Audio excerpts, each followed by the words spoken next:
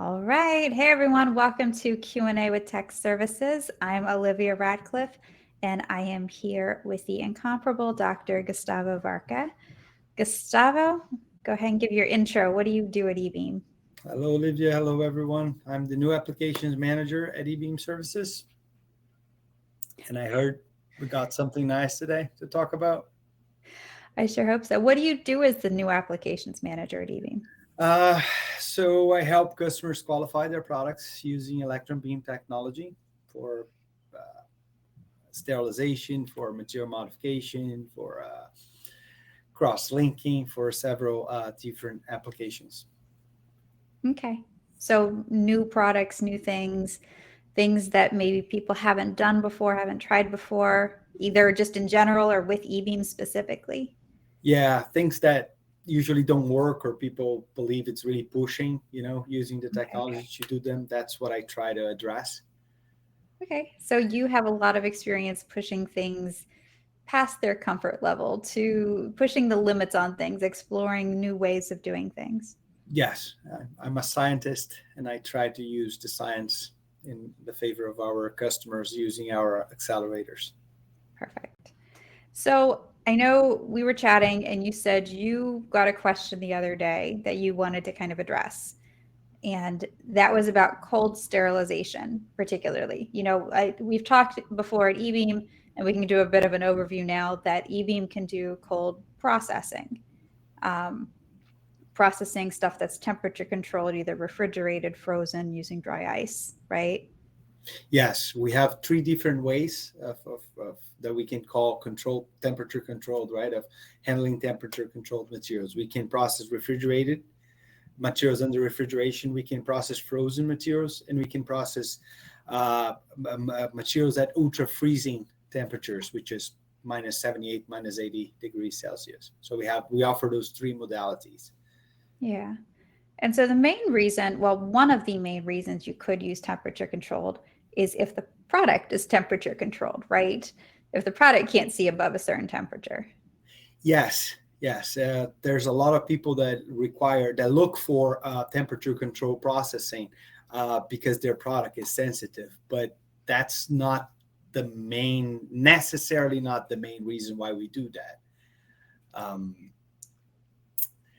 I guess it's important to highlight that sometimes we try to we modify the temperature, process materials at different temperatures because we're trying to block the sensitivity of the material with radiation. So materials that tend to undergo degradation, we use temperature and other tools to try to minimize that degradation or control the process in a way that we're able to induce a modification that wouldn't be achieved otherwise.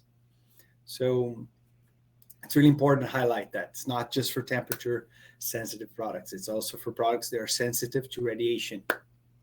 Okay. I mean, that's pretty interesting. Can you give some examples? I know a lot of it's confidential, but is there anything you can share? Yeah. For example, there are products that are really they're sensitive. For example, there are atoms, in particular molecules, for example, sulfur radicals, they're really sensitive to the indirect effects of radiation, and reducing the mobility of radicals by the use of temperature is a way of controlling that. Molecules with too much aromatic rings they are big sinkers, molecular sinkers for the energy that the beams or any other source of radiation will deliver to the material. So if we are not able to control the reactions that happen at molecular level, we would see the material undergoing degradation or other products, whether through oxidative processes or other processes, we would see something that we are not expecting taking place. So that if we're able to control that process using temperature, for instance, we can do more than temperature, but that's one of the tools. We can potentially process materials that couldn't be processed otherwise. Okay, that's good to know. So if someone has a product that they're really not sure what to do, if it's possible, what do you recommend starting with? So I think, well, one of the options is to give us a call. Always. But I think a very important thing is to know the material you're talking about, right? What's the major component of your product, And if it's a pharmaceutical, what molecules are we talking about? What are the excipients involved in the formulation, right? All those things matter. I wish I could highlight a list. There are things in molecules, that specific groups that I look when I'm here, that a customer is saying there's a possible sensitivity to radiation.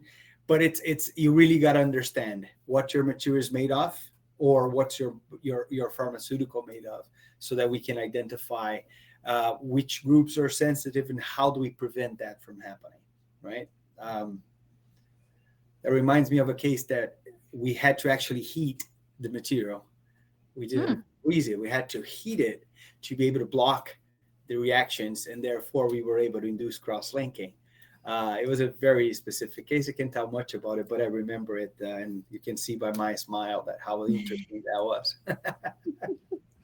I love it. So that is interesting, though, the fact that temperature can be used as a tool to help affect, the outcomes of the radiation. Yes. A good example to exemplify the role of temperature is a lot of radiation, a lot of the reactions, detrimental reactions to molecules, result from the interaction with oxygen, right? Oxygen, also known as a radiation scavenger. And people say, well, how are you going to do that? How are you going to block with temperature? Well, I'll give you an example. When you buy a soda or a pop, I don't know what's the best terminology. It depends on where you are. I guess you say pop, or you say pop, or you say soda. If you think about it, the solubility of gases is inversely proportional to the temperature. So if you have a hot liquid, if you open it, the gas is going to try to leave the system as much as it can. While if it's cooled down and you open it, you will still hear some gas trying to leave the system, but most of it is soluble in the liquid. So that's a good example of why playing with the temperature can change the behavior of the material and the result of the exposure, just by looking at pop. And I prefer my pop very, very cold, but just saying. Perfect. All right. Well, thank you, Gustavo. Anything else you want to add to that topic? No, I think tissues are a group. There are some groups of molecules, of materials that should be, that I think have a good potential to work with, to utilize this, let's call it cryogenic processing or temperature control processing. So I think tissues and biologics, sensitive polymers, pharmaceuticals. It's all about products with high water content. They could benefit, of being frozen or being processed frozen. I think those are some good examples of it. Perfect. All right. Well, if you want to go deeper on that topic, or you have any other questions for Gustavo, you can fill out a contact form at ebeamservices.com, or shoot him an email at ebeam@ebeamservices.com. And until then, we'll see you next time. Bye, everybody.